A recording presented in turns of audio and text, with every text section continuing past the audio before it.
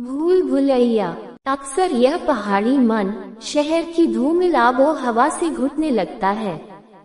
बेचैनी जब सब दिल्ली से लांघ लेती है तो मजबूर होकर यह मन वापस पहाड़ की ओर चल देता है। मेरी यात्राएं यूं तो बेमतलब की ही होती है, पर अक्सर यात्रा के दौरान कुछ न कुछ ऐसा घटित हो ही जाता है जो यात्रा को व्यर्थ नहीं जाने देता। पिछले 2 सप्ताह बेहद ही व्यस्त रहे। घर और दफ्तर के काम से तन के साथ साथ मन भी थक गया था। फिर अचानक से गांव जाने की योजना बन गई। शुक्रवार की शाम अपने दुपहिया चेतक को ले दफ्तर से विलंब से ही निकला। मन दफ्तर से ही थोड़ा विचलित था तो रोज की तरह चेतक की सवारी मन को भा नहीं रही थी। मन न जाने किस जगह जाके बैठा था। शायद इसी बात का बुरा चेतक भी मान गया। गियर एक चलते चलते आप ही निकल गया।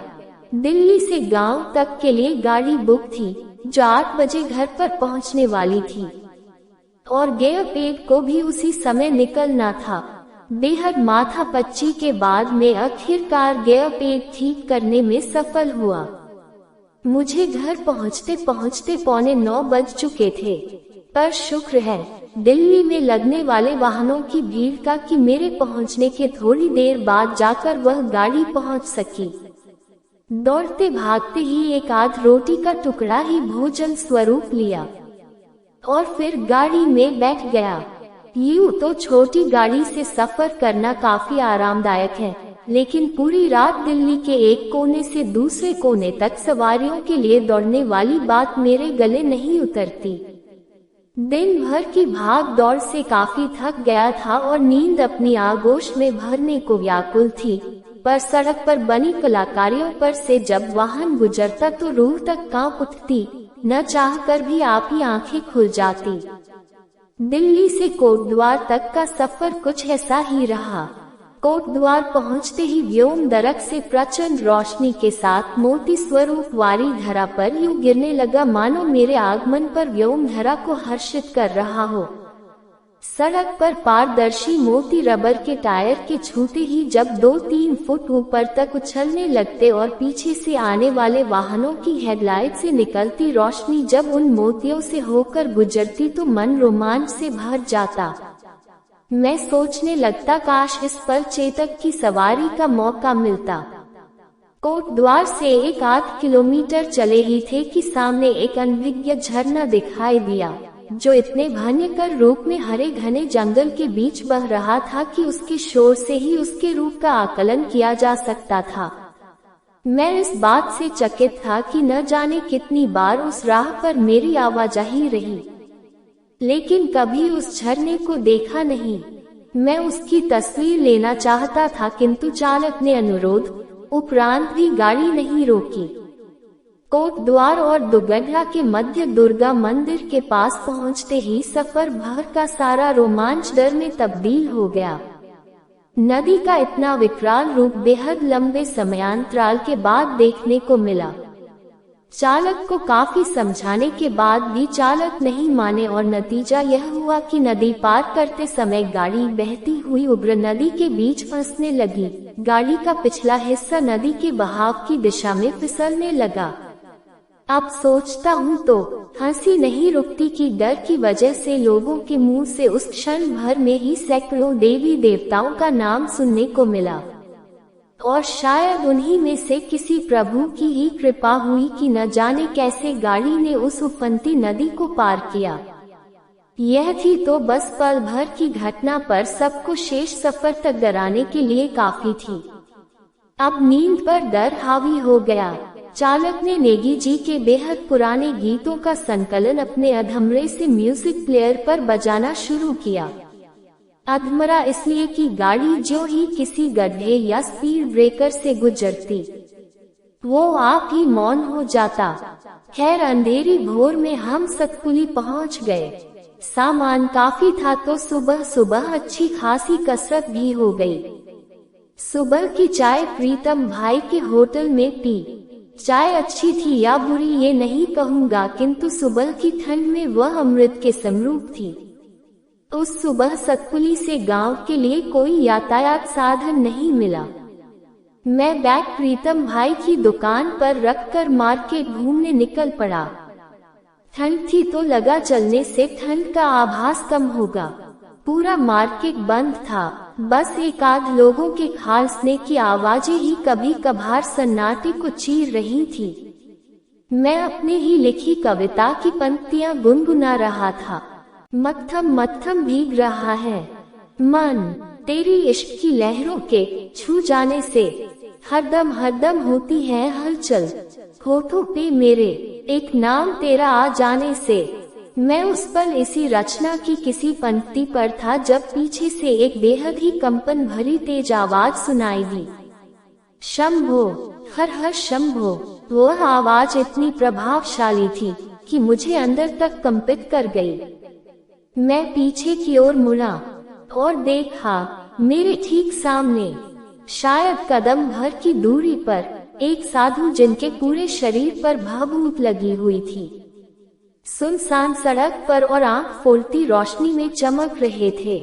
मैं इतना डरा हुआ था कि मेरे शरीर में बहने वाले रक्त के बहाव तक को मैं महसूस कर रहा था।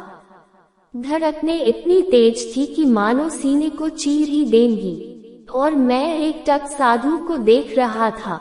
महादेव को मानते हो बालक? साधु ने गंभीरता से पूछा। मैं इतना डरा हुआ था कि मेरे लिए शब्दों को कंठ से निकाल पाना बेहद मुश्किल था। मैंने हाँ कहने की कोशिश की और सिर हिलाया। साधु ने कमंडल से भभूत निकालकर मेरे सिर पर लगाया। हर हर शंभो, महादेव सबका भला करे।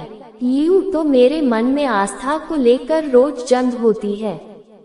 यह नहीं है कि मैं ईश्वर एवं धर्म को नहीं मानता, किंतु यह भी सत्य है कि मन धार्मिक व दिमाग प्रयोगात्मक है। मन भक्ति में लीन होने को आतुर था तो दिमाग साधु को शक के दायरे में खड़ा कर रहा था। मैंने जेब से 10 रुपए निकाले और साधु की ओर बढ़ाए।